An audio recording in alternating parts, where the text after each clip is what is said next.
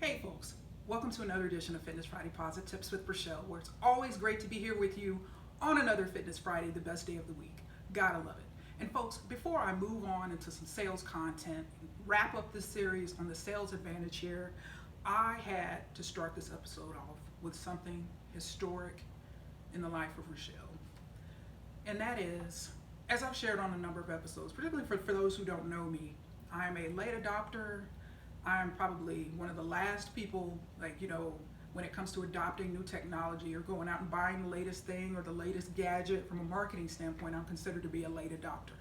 And that is absolutely me, nonconformist to the hilt. But that actually changed last week with one example, one instance. And folks, I purchased and received, it only took 5 days, this Apple AirTag, and received it via FedEx in 5 days. Bought it directly from Apple, and that's cool. They had this cool promotion. You know, I'm always going to know about the promotions, special promotions, because that's how entities have competitive advantages, and it's always cool to see who does what. So from a marketing standpoint, certainly from a sales promotion standpoint, Apple was offering free shipping and free engraving. So it took 5 days to come from China, and you see my RS initials and my little smiley emoji, which I always use in text. But what is so historic about this, and I shared this, I sent my brother a text and said, Oscar, this was last Thursday, Oscar, I just have to let you know, and sent him a picture, like, can you believe I have actually bought a technological gadget in the same year that it was introduced? And so, I had a good laugh about that, but folks, and he was like, wow, so what are you gonna be tagging?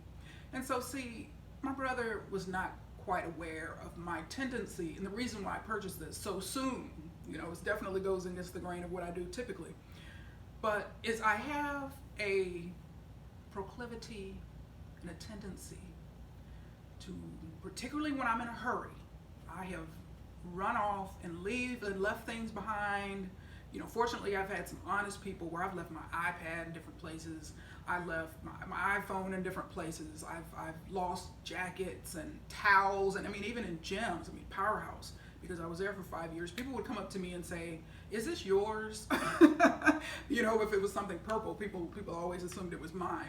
But just I've gotten much better, just slowing down and really kind of taking inventory of, do I have this, do I have that before I leave? And so, but this here, I will be using this and recognizing if I'm in situations that are going to introduce a vulnerability for me in terms of my potential to be in a hurry, to rush off and leave something behind. I now have this to help me out.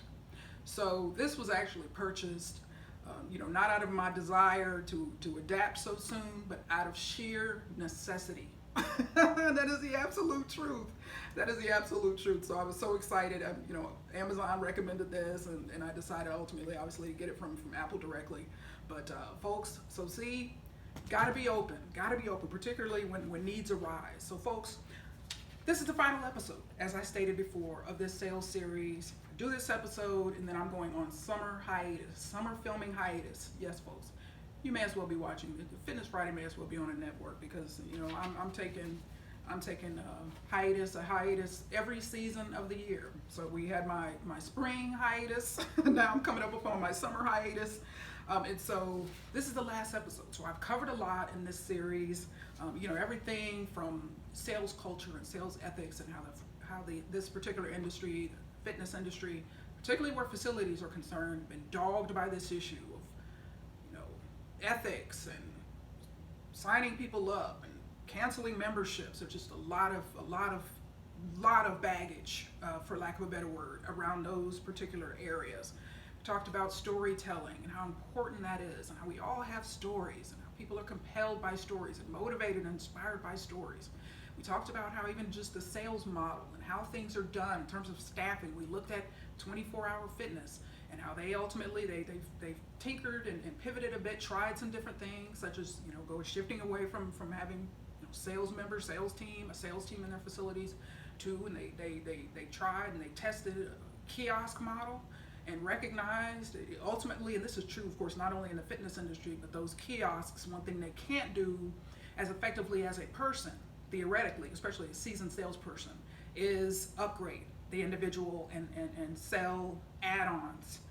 So, a kiosk, you tell the kiosk no, and then it moves on to the next question, or will finalize a sale or a membership sign up, whatever the case may be. So they shifted and pivoted right back to having a sales team and a sales force in their facilities, but also changed the culture, their sales culture, recognizing that people don't want the strong-armed, manipulative, stance, and in the way that gym memberships, unfortunately, in many cases across the industry, across facility types, have those type of behaviors that have existed historically in industry. So they've made some changes. We talked about all types of things, talked about sales promotion. I gave you a number of examples, and I just had to share this one with you. And this is, this one just literally, and I shared this with you on that particular sales phone, this concept, and how I just vividly remember a professor of mine in Chicago telling us, be careful with sales promotions, particularly if you tend to run them often, all right? Because what will happen is you will train customers to expect to never pay full price for whatever it is you're offering. Whether you're talking about a product, whether you're talking about a service, and I showed you several examples from the grocery industry and how it's impossible to walk into any grocery store, any of the major chains, and see all of their products full price. Why? It's a very sales promotion driven sector within retail. So things are always on sale. And so this is an example, and I've told you what our professor told us, and this one literally was spot on in terms of what we were taught. And so this is an example. I wanted to share this one with you really quickly. For those who have Kroger loyalty cards, the Kroger rewards cards, you received this email on Friday, June 18th, this year, 2021 at 3:49 a.m. So title of this message is this week's best digital deals. And then it shows a trophy, and then a slash, free Kroger cream cheese bar, if you want to look it up just to see for yourself. And so they've got this week's featured digital deals here, but at the bottom, and what I have highlighted, stated so well, and this is going to be an example that I use certainly, from a training standpoint in the future, where it says, paying full price is not an option. And I saw this and I said, you know what? That is exactly it. That is exactly it. And so from a sales standpoint, we talked about, mentioned in an episode really where there's two different ways from a sales standpoint, pardon me. You can essentially, promote your facility. Hey, we're the cheapest, rock bottom prices, or you can build value and charge more. And of course, that's from a marketing standpoint, that's a business model standpoint, but we're talking about sales. So when the sales team is communicating, talking with, giving tours on the phone, whatever, with prospective members, you've got to build value, because competing on price, regardless of what the product or service is, it is very easy, particularly with technology these days, for other entities to come in and undercut you.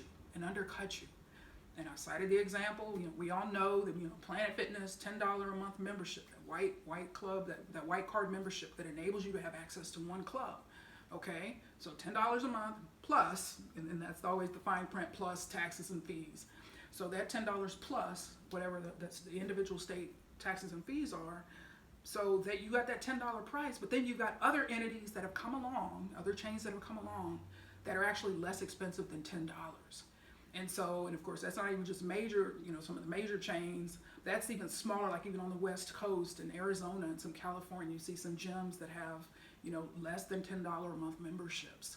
And so that you can compete on price, or you can build value and charge more. And I've talked about this before on this particular series where we said, yes, that, for example, Planet, so you got that $10 a month membership, but, you want to do as much as humanly possible to upgrade individuals to that, in their instance, a black card membership, or if they're tiered memberships. Have people coming in, someone may come in at the lower membership, but there are sales opportunities, upgrade opportunities to move individual members up to higher tiers. Because that's truly, you're talking about the long-term prospects of a facility, financially speaking, that's where the opportunity lies. All right, I was a member, and I've shared this with you as well, with Valley Fitness. And I shared with you the card when I got, when I was in Miami for my summer internship. and in ballet, and I was so excited. Now, of course, that was the summer of my, that internship where I was able to go to ballet then, but then went back, moved back to Louisiana and came back ultimately for graduate school in Miami, and then was not able to afford a ballet membership. And so when I moved to Novi and eventually, ended up joining Fusion Fitness, which is now Powerhouse, bought it out. So was at Fusion Fitness for a year. Then Ballet recruited me, or Ballet got me over to their gym, and I came in on a $99 a year membership. And I'll never forget at the time thinking, like, man, this membership's cheaper than Planet. And I was so excited. I was like, yes, I can finally just be a member of ballet, and this is going to be great, because I just had, such an affinity for ballet and just wanted to be a member, just be able to be able to afford to have a ballet membership. And then I had that membership. But then when I walked up that dreadful day in June 2012, and that sign was on the door saying permanently closed, we are sorry for any inconvenience, and then a boatload of us shifted over to Powerhouse. And so that's the ballet chain. They got bought out by LA Fitness. And so the challenges, once again, they had the lifetime memberships. People were coming in the 80s at $59 a year. And just, I came in 2010, the late 2010 through the middle of June 2012, and I had a $99 a year membership. And so, but it reinforces the point that discounted memberships, even though ballet had the volume, that is just very tough to have discounted memberships. That they just ultimately, for the long term, it creates problems. I mean, and then, leases in individual locations, those leases, the amount they're paying for leases going up, overheads going up, just cost of living in general is going up, operational costs are going up. So that was just such a sad day. But I think it's a lesson, certainly a lesson for us to recognize that discounting, particularly if you are relying on that discounted membership model, and you're not looking to upgrade. And that's just, it's going to be a rough road. It's going to be a rough road. And so had to kick off with that, folks, but wanted to spend some time here. And I mentioned last time, I said, this episode, I'm going to talk about some sales mechanics. We're going to talk about sales mechanics. So there's different aspects to a sales conversation or a sales call. And in the interest of time, because there's a few other things that I want to mention in this episode that I want to highlight. So for purposes of today, want to focus on overcoming objections, also known as overcoming obstacles in a sales conversation. So this is where you have a prospective member call your facility, or they come in for a tour, or you just meet them or something in line at Panera and they ask what you do, and then you end up having this conversation. So they can happen informally as well as formally. So from a prospect standpoint, and for those certainly who've been involved and engaged in these conversations, you're going to know exactly what I'm talking about. So you're going to there's different types of people, different types of prospects. So you've got the people, when you're engaging in a sales conversation, these are the people that nod and tell you exactly what you want to hear. Oh yes, it sounds good. Oh yes, I'm going to come and tour you, say you meet them in line at Panera or somewhere else. Like, okay, yeah, I'm going to come in, and you give them your business card. Yeah, I'm going to call you, and we can set up a time. I can come in and take a tour, and oh yes, oh that's your price. Oh, you have this, you have that. Oh, that sounds good. Okay, yeah. And you never hear from the person again. And people from a sales interaction standpoint, that happens all the time. People tell you exactly what you want to hear as a salesperson because they're trying to get rid of you. They may be people pleasers. They don't want to tell you no. They don't want to tell you to beat it or get lost. So those are people that tell you certainly what you want to hear. But then you also have the people that raise objections. So these are the people that tend to be more honest. They'll listen to you, but they will also tell you, hey, I have an issue, with this, or what about that, or what about this, concerns, issues, problems, objections. And so a salesperson's ability, regardless of what he or she is selling, needs to have an ability to overcome those objections, because there are different aspects of the sales call, such as you may be doing a wonderful job building rapport and building trust and listening and asking probing questions. But if that potential member in the fitness space, that potential member gives you objections and you don't know how to overcome those, you don't know how to handle those, it is going to be nearly impossible to get that person to move forward in terms of whether it's signing up for a gym membership, coming in for a tour. Because from a sales standpoint, anytime we buy anything, we may have vocal objections, but then there can be silent objections. And those are the objections. Many times the people who just nod and tell you what they want to hear, yeah, it sounds great, They may have silent objections that they're not telling you about, but they certainly still have them. So it's important to be able to kind of know how to read people.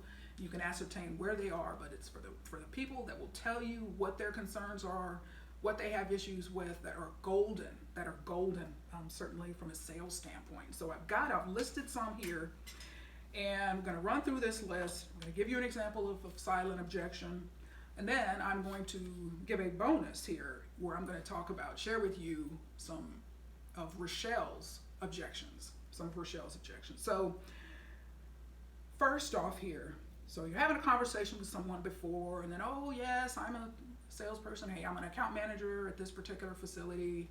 You know, we have this, we have that. We've been open since such and such. These are our hours. Would you like to come in for a tour? Say you meet the person in line somewhere. You're having this conversation. Or they're in person, whatever. The objection, it doesn't matter where it happens. It's just the importance and the ability to overcome them is what's important. And the first one, objection-wise. I have been burned by gyms before. What do you say? How do you handle that? Now, I'm not going to go through with each of these, and then we're not going to remember. On Fitness Fridays, I lead you. I lead you to the answer. I give you the information so you can reach your conclusion and draw your conclusion, but I don't give the answers, because remember, on Fitness Fridays, my philosophy is I'm generous, but I'm not crazy. So I can't give the answers directly like that, all right? And so I've been burned by gyms before. What do you say? That is a very common objection. And so your ability to overcome that is critical. That is critical. But it's also important to be aware. What are some of the pain points of the industry? Like I said, so what does a person mean by they've been burned? All right, if they had a membership with their last facility, or even all of their last facilities, they've had problems canceling memberships. How does your policy differ? How will it be easier with your facility? It's important to know that. Next, and this is actually one that I've heard, and I haven't been selling gym memberships. I've been talking about, working out. I tend to have a lot of fitness conversations, interestingly enough. Doesn't matter if I'm at a store or, in a workshop or whatever, it comes up a lot. And so for me, I've heard a number of times, just even in general conversation, that is, gym memberships are a scam. Gym memberships are a scam. So a salesperson is sitting there trying to promote his or her facility and get this particular prospect to sign up, and then they get thrown with gym memberships. I don't know about this. Gym memberships are a scam. What do you say? Because if you don't have an answer for that, if you don't have a retort for that, and that person walks out of the door or walks away from that conversation or hangs up that phone, and a salesperson has not adequately addressed that concern, that obstacle, that objection, it is highly unlikely that person is going to take the next step, regardless of what that step is. Next, another objection. I don't want to give you my checking account information. A very big one in the fitness industry. A very big one. And a competitive advantage for facilities who do allow members, and I've stated this, I remember talking about this, a year or two ago, where facilities that allow members to pay with credit cards, to give them the option versus just only we want your checking account information, that is a major competitive advantage. From a fitness facility, particularly, general fitness facility standpoint, that is a major advantage. And so from a sales standpoint, it's important to recognize that. There are a number of people that perhaps fall into one of those two previous categories of objections that I just mentioned, where gym memberships are a scam because I gave them my credit card, my checking account information, and I canceled my membership, and it's 6 months later and they're still charging me. And it's coming out of my checking account. And you see people's checking accounts, havoc has been wreaked on their accounts. Particularly if you look at complaints on Better Business Bureau, ripoffreport.com, consumer, I think it's consumeraffairs.com, or not consumer reports, it's consumer affairs, I believe. So when you look at some of those major complaint, and certainly attorney general complaints, state attorneys generals who also handle complaints with fitness facilities in that area. So checking account information, very sensitive. A lot of people don't want to give out that information. There's certainly some who do, but just recognize, how do you handle that? Does your facility, if that person has that obstacle or that objection, and your facility only requires somebody to pay with a checking account, you're going to have to, again, you realize the need there's some security needs. I don't feel comfortable giving you my information. What does your facility How can your facility ensure and put that person's mind at ease about giving you that information? Do you have security protocols from an IT standpoint? Do you have, what do you have in place? How do you overcome that? Next, I'm busy. And I can't justify the expense of joining. I work a lot, I don't have time, and then if I sign up and then I don't go, I'm just busy. How do you handle that? That's certainly a common one. Next, I can join Planet Fitness for $10 a month. What do you say? Do you know Planet Fitness? Do you know in terms of their facility? Have you toured one of their facilities? You can even watch YouTube videos if you don't feel comfortable doing that. Do you know what their positioning is? What are they telling prospective members? What do they have to offer versus what does your facility or your chain, what do you have to offer?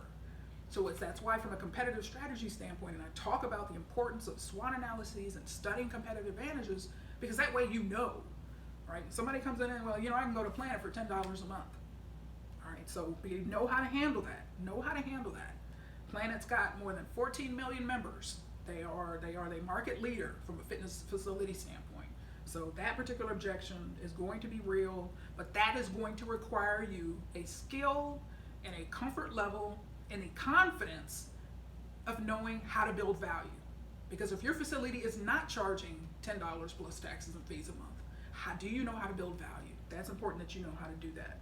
Next, I can work with a trainer at Planet Fitness for free. I told you last time, for those who don't know, they've got the DYOP, Design Your Own Program, where they will sit down with a new member, design a program for that person, and as I've seen in their clubs, and some dude did a great job. I've seen trainers in a couple of different locations. I remember talking about this on a Fitness Friday, had to be maybe 2 or 3 years ago.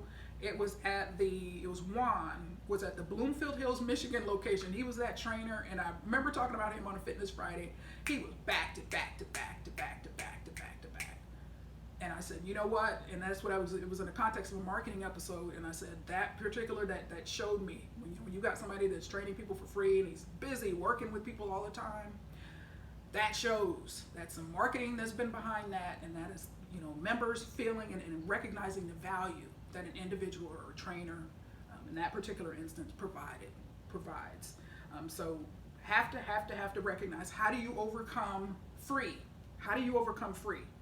All right, so there's no limit. Somebody can work with a Planet Fitness trainer, every week or twice a week. They can set up individual times to meet with that person. So literally, a person can spend weeks or months working one-on-one with a PF trainer for free. So do you know how to overcome that? How can you or your facility build value around what you have to offer and the fact that you charge more?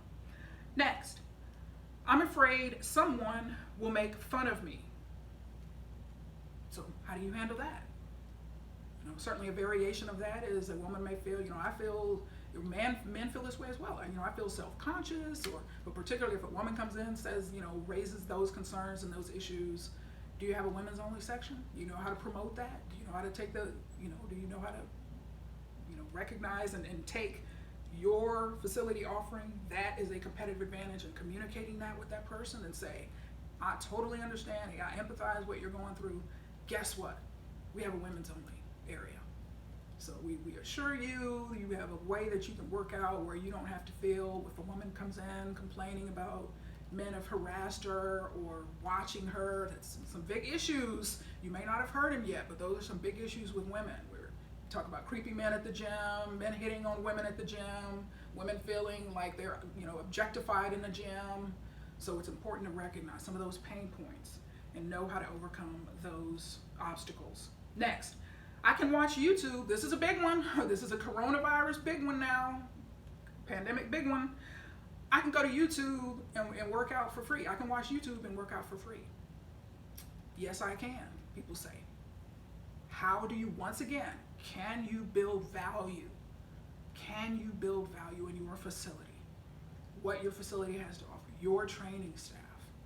All right, confidence, and in my next series, and when I come back from hiatus, confidence. I'm in my next series, and for those who, I do a confidence series on Fitness Friday and a non-Fitness Friday, regular Posi-TIPS from time to time, and I'm extremely passionate about confidence.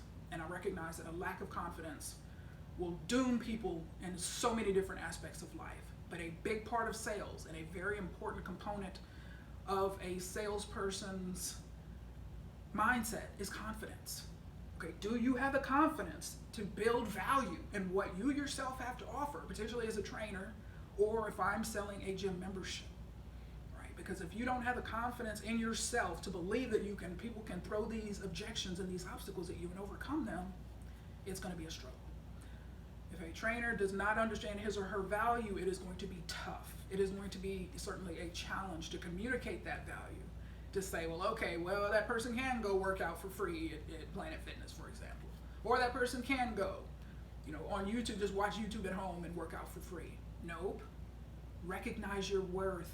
Know your worth. Know your value. Have confidence in that. Have confidence in your ability to communicate that. All right, next.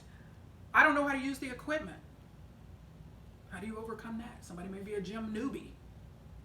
So, and that may not come out, someone may not feel comfortable enough to share that with you, but that's where probing, asking questions, uncovering needs, that's where something like that can come out. Next, oh yes, oh yes, oh yes, oh yes, this one right here. Now this may be the prospect, him or herself, but the way I've worded it is, I've jotted these down right before this episode. My friend or family member sells, and you insert, folks, so just in parentheses, insert any health, fitness, wellness-oriented multi-level marketing scheme, product. And they said, all I have to do is take a couple of meal replacement shakes a day, and I will lose a lot of weight really fast. Recognize, and if you haven't been approached by distributors, independent distributors for these multi-level marketing companies and these recognize they're out there. They're out there, and they can be pretty prevalent. So just recognize, how do you handle that when that person tells you that? Are you familiar with these multi-level marketing scheme companies? Are you familiar with the success rate of those independent distributors? Are you recognizing the highly flawed business models that they operate?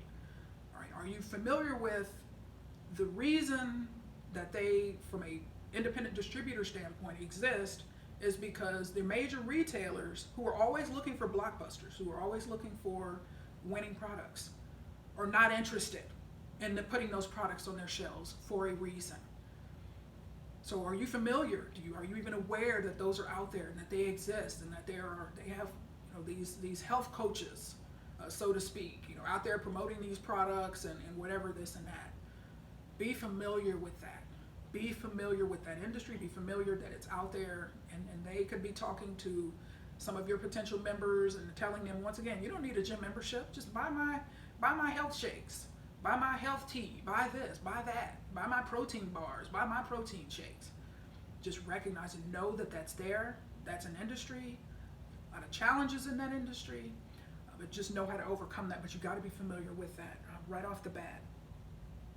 Next, I'm going to highlight one silent objection. And that is, and this is certainly something that is going to be highly unlikely that someone will communicate to you, a prospect will communicate to you, but they will certainly be thinking it. And that is thinking. You're telling them about your gym membership, whatever this and that. The trainer is talking to them about personal training. And that is, do you even work out yourself? They're not telling you that. They're thinking that. I'll leave that there, but just recognize that is an issue that may be communicated to you. And lastly, before I wrap up this section here on objections, so occasionally you will have people that come in, like myself, that are more of a challenge to sell something to. And this is true for me personally, and that's why I wanted to drop in these examples of me as someone, for obvious reasons. I mean, I'm a sales trainer, so I'm more of a challenge to sell something to. And there are instances, certainly and definitely, in the fitness industry, where I told you last week, I have been, for a number of years, I go to a number of grand openings. Obviously, last year was an anomaly. But go to grand openings, celebrate. I'm pro fitness, so I'm in different gyms, different facilities, excited for growth and all of that fitness sector here in Metro Detroit. So I've been all over the place, going to different facilities. But the reason why I've been able to successfully do that for a number of years, folks, is because I decline, and there are no exceptions to this rule, I decline tours and sales conversations when I'm in those situations, and there are no exceptions to that. So yes, at the wonderful, exciting, Edge grand opening back in September 28, 2019, declined. Because as I've stated before, one thing I don't like to do is waste a salesperson's time. And that is, if I know that I'm not going to buy something today, I'm not moving forward. In my opinion, again, as a sales trainer, I don't like to wait. I have that compassion. I have a sales background myself. It's just that I don't want to waste someone's time when there are other prospects they could be spending time on. If I'm at a grand opening, yes, I do not stay very long, 10, 15, max 20 minutes, and I'm gone. And that is because, again, I can read situations, and I know when salespeople are coming, and I know how to navigate all of that just based on experience and knowing what to look for and knowing how to handle it. But that's why I decline these sales conversations. So just recognize a rep will come in, and for instance, you invite me for a tour, and I'm going to tell you no. How do you handle that? How do you feel? How do you handle that kind of rejection? Because that can be that can be tough on some people depending on how they handle objection. How do you handle that? But and this is true, certainly in the fitness industry, in terms of facilities here that I've been to, grand openings and things like that, but in other industries as well, when I decline a sales conversation or decline a tour or anything like that, what can you do from a sales standpoint? Control what you can control. Follow up, follow up, follow up, follow up, follow up. And people do a wonderful job with that. But that's what you can control. Okay? You can't talk to me in the club because I'm not going to waste your time doing all of that.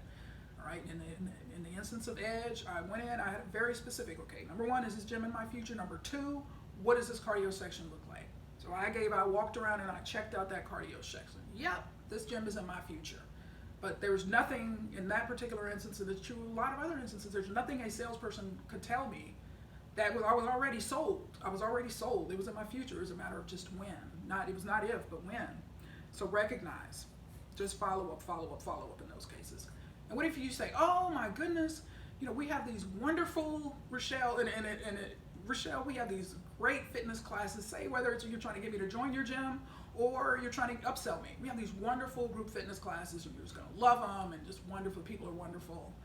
And I look at you and tell you, and I've certainly done it before, I have attended 0 group fitness classes in 27 years of my fitness journey. Fitness for me, workouts for me, since day one, it's my time, it's my me time, and I protect it ruthlessly. So you tell me that, just recognize, how would you handle me telling you that?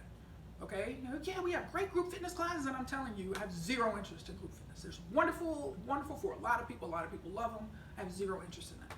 But how would you be able to handle that? What would you tell me in that instance? All right, so what if you also tell me, oh my goodness, and you can bring someone for free and work out with you or whatever. Let me give you a guest pass and you can invite someone to come in, bring someone in with you, no charge. And I look at you and tell you, in 27 years, I have not in one instance had someone brought someone to the gym with me. 0, none. Once again, it's my me time. People who know me know that. People who no one asked to work out for me and work out with me. That's just off limits. I don't care who you are. It's my me time. Forget it. So do you know how to handle that? If I were to tell you that, all right? Next, oh my goodness, we'll give you a free month or 2 if you can refer some people to the gym.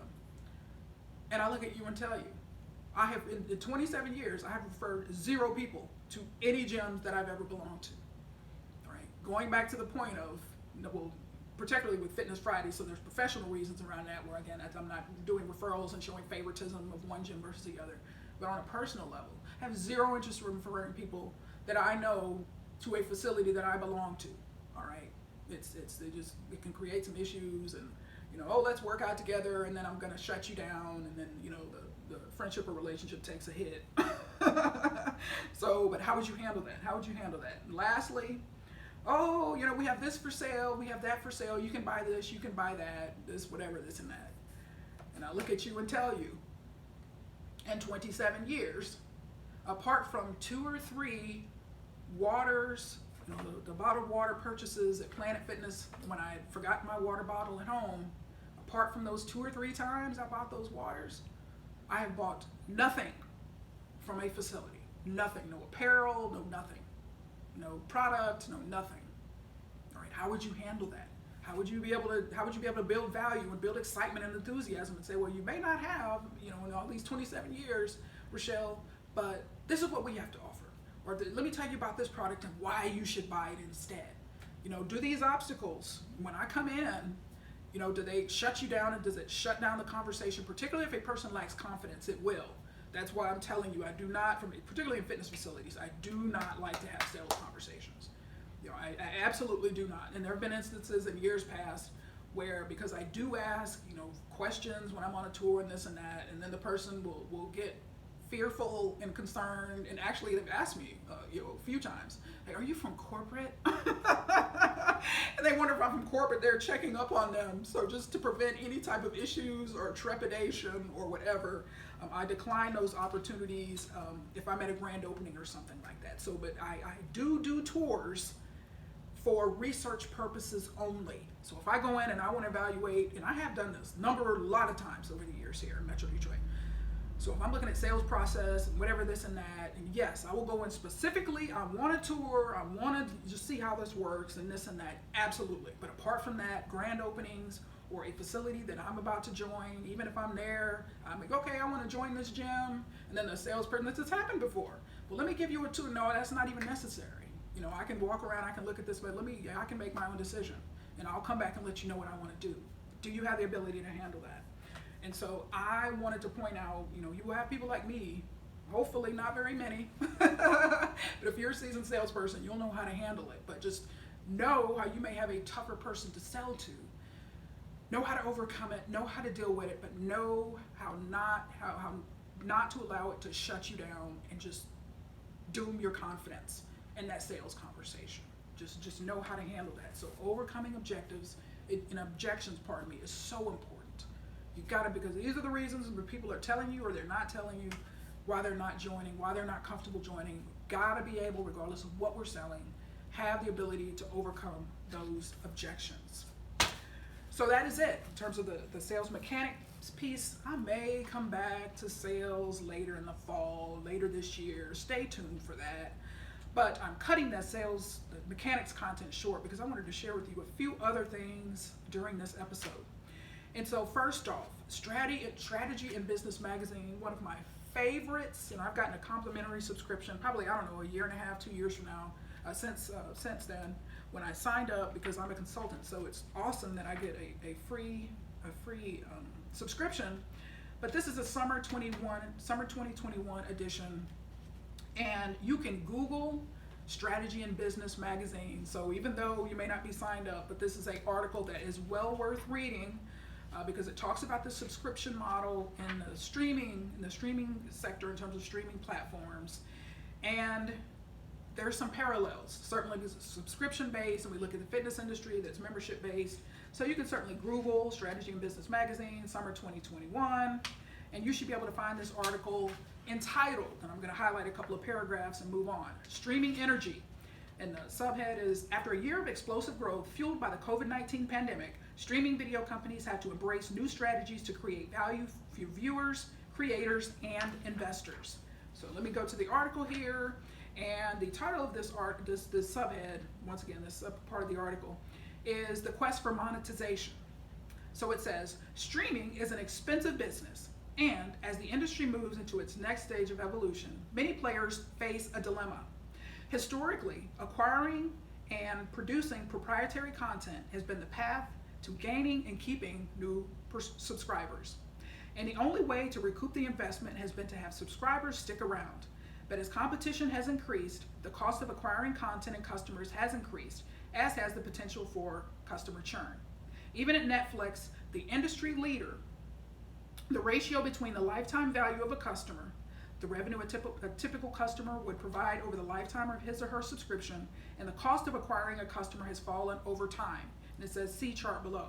In order to improve that ratio, companies can either lower the customer acquisition cost or increase the lifetime value of a customer.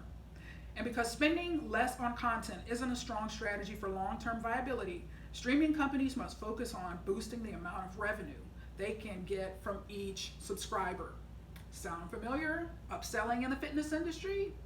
Here, again, strengthening engagement with the universe of content can be the path to success.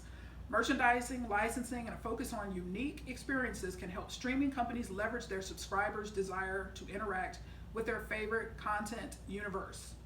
Last paragraph is an example. Disney can collect $6.99 per month from a Disney Plus subscriber.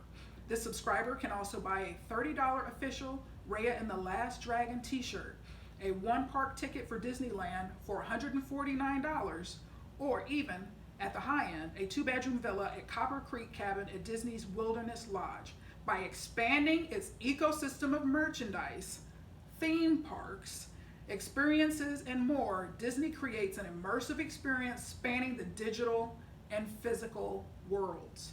Not every company can aspire to the depth and breadth of monetization that Disney manages, but whether it's a new video game, park, cruise, or vacation club, new merchandise, or new events, streaming executives must determine what product or experience they wish to offer their millions of subscribers next.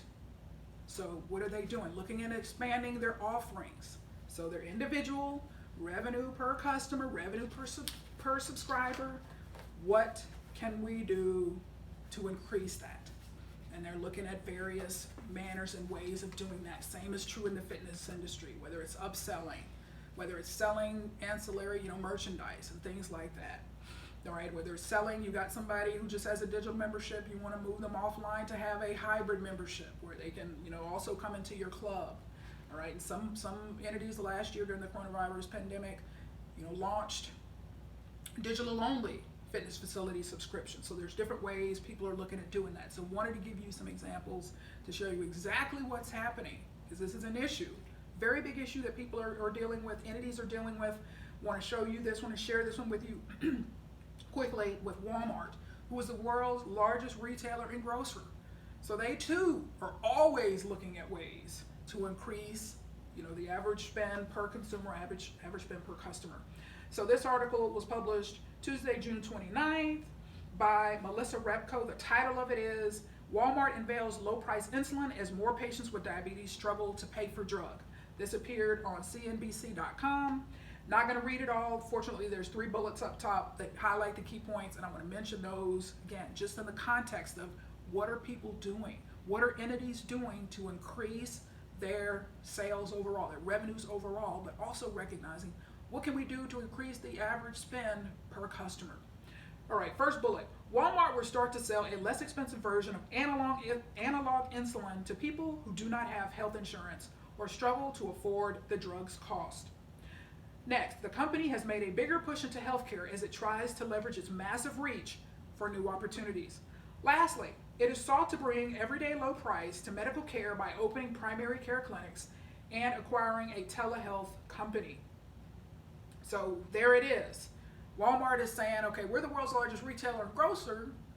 What can we do? They have really been aggressively looking at the pharmaceutical sector. Where they're looking at individual clinics in certain communities across the country. They're pivoting different things to say, okay, if we know we can get these hordes of customers that come into our stores to all of a sudden make us their premier location for getting their medications and healthcare. Healthcare is a huge lucrative sector. That's what they are doing. They're launching their own medications to compete with what's on the market. Okay, and it's got the economies of scale and it's got a lot of different competitive advantage where it's able to do that. So I want you to recognize you're not alone when you're asking yourself and you're looking at, what is the average revenue per member? What metrics, what KPIs, key performance indicators are you looking at to say, okay, this is what this person is spending. Okay, what can we do to increase that spend per member? Whatever the case may be, whether it's upselling, whether it's selling ancillary goods, whatever. just know that that is a very big issue that a number of entities are facing today. And so the coronavirus pandemic has really put a lot of pressure on various industries, various sectors. A lot of entities and people within those entities have evaluated, what are we going to do? What can we do to remain solvent? What can we do to keep things afloat in some cases, but certainly thrive after the detrimental impacts of this pandemic? And I wanted to share with you here before I close out with a final example regarding Planet Fitness. So I received an email June 24th from my web hosting provider. So I have a couple of websites, and I'm going to get into all of that, but I want to highlight this email that came, and the title says Changes in Sales Tax. See, once again, entities are asking themselves, what can we do? What can we do to increase revenues? Okay, where have we been eating cost? In this particular instance, eating sales tax. And so it says, Dear Rachelle, beginning with your next invoice, sales tax will be collected for all products or services provided by One and One Ionos Inc. pursuant to respective state and local tax laws. Please visit the Ionos Help Center to learn more about how applicable sales tax is determined. So there's the next paragraph to say if you're a nonprofit, show your paperwork and then you'll get an exemption. But there's an example, all right? And so a lot of times, whether it's a fitness facility saying, oh, you know what, this coronavirus, the gym closures, the number of members, people cancellation, all that, the coronavirus pandemic has hit us hard, and I know that's a general sentiment among the industry. But it's, okay, what can we do from a cost standpoint? Do we need to raise our prices? Do we need to start charging an annual fee? Do we need to start charging sales tax? All right, have we been eating it? In this instance, you may look at that, or even the prospect of raising prices. What you have to tell yourself is right now, with all due respect, everyone is doing it. I mean, not everyone, but you know what I mean. Whether it's food companies, whether it's just across the board, retail sectors, there's a lot of price raising going on because of the pandemic's impact. So people will understand that. When I got this email, what was I going to say? Like, oh, they're going to start charging me, 6 cents per dollar, sales tax in the state of Michigan. I'm going to another person who doesn't charge me sales tax. Absolutely not. I'm going to stay right there. They've been eating the sales tax for customers for years, charging that $9.99 per website a month hosting fee. And so, absolutely, I'm going to stay right there. They've been wonderful. They've been good to me, but they recognize themselves that, hey, we got to do something. We got to start recouping some revenues. And so that's the way that they have, decided to do that. So just wanted to point that out as an example. See everything from gyms raising prices to web hosting services raising prices. It is happening today. And lastly, as I wrap up this episode, wanted to give you provide you with some insight on Planet Fitness. Once again, as usual, this is not investment advice, but what it does is gives you some insight into Planet, as I've mentioned on innumerable episodes, how much they spend from a marketing and advertising standpoint really helps the industry. Not just their own clubs in terms of awareness, generating awareness and driving foot traffic to their facilities and other facilities. Their efforts are very beneficial for the overall industry. Very, very beneficial. So when you're doing a competitive analysis, it's important to look at who are the main players, what are they doing, and during this pandemic, one of the questions that has been on my mind is how is this going to impact Planet's advertising marketing spend? I've been worrying about this, not worrying, but I've been thinking about this since last year, because I know, they are responsible for a lot from a marketing, and their spend is very, very significant, and it's going to impact what's going on in the overall industry. And this answers some of that. So this appeared on thestreet.com. Once again, not investment advice. April 22nd of this year. Title is Planet Fitness Slips as Piper Cuts Chain to Neutral. The subhead says, Piper Sandler cut Planet Fitness to neutral, citing some short-term concerns, but lauding its longer-term prospects. So Fiona Agumore published this article. I'm not going to read it all because it's a lot of investment. It's investment, analysis heavy. But there are a few general insights that I want to point out.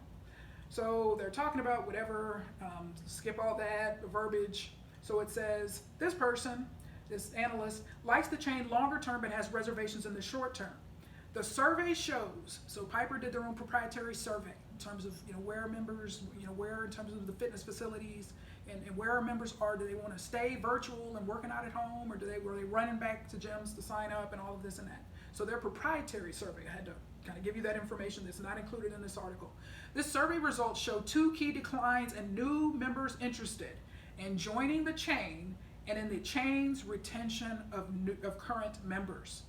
Both figures are at their lowest since April 2020, Keith said.